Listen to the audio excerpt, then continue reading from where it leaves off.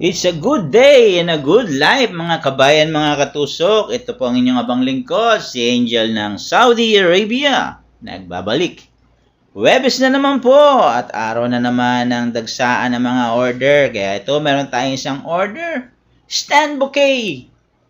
Mixed baby roses ang gamit natin. 2 color baby roses. 100 SR. Ang ating suki nagbabalik. Every Thursday, nagbabalik siya, nagpapagawa. Bali, 2 bouquet ito. 2 klaseng bouquet ang gagawin natin ng worth 100 SR.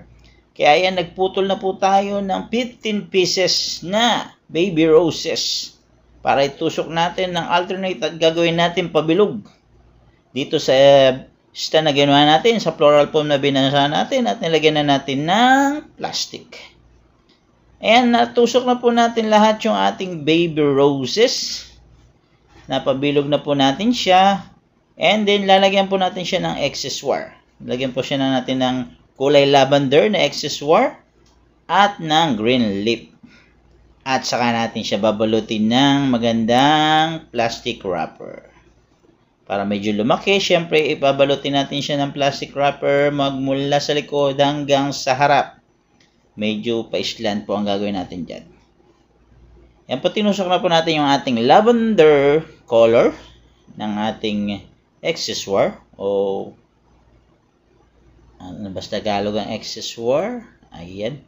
Nalimutan na. May kabayan nyo. Natusok na po natin ng accessoire na lavender o yung mix green. Ayan ang green natin. Ay tinusok na rin natin sa bawat side. Balik kinalat lang natin siya, ni-scatter lang po natin siya para maganda ang tingnan at tinuwad na po natin ang ating bulaklak para i-tape na natin yung nasa likod nating plastic cover or wrapping plastic paper. Alternate po ang ginawa natin, isang pink at white na may design po yan, yung mga harakat sa Arabic design. Yan, tinape na po natin, paikot hanggang sa makumpleto natin at mapalaki na natin yung ating ginawang bouquet. Ayan po, nakumpleto na po natin ang ating wrapping. Lalagyan na po natin siya ng ribbon na white. At lalagyan po natin siya ng piyungka or yung pinaka-laso. Ayan. Pinulpol lang po natin yung ating ribbon hanggang sa maging laso siya. At ikakapit na po natin siya doon sa ating pinakababa. Yung pinagbuhulan po natin ng ating ribbon. Ayan po, at kinat na po natin yung baba. Ayan po, natapos na po natin yung ating stand bouquet worth 100 SR mixed color baby roses with accessoire.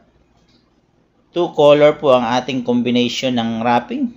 I hope po nagustuhan nyo ang aking big stand bouquet with baby roses all and elegant design. Maraming salamat po sa pagsubaybay. Keep following and subscribe and sharing. God bless you all, kabayan.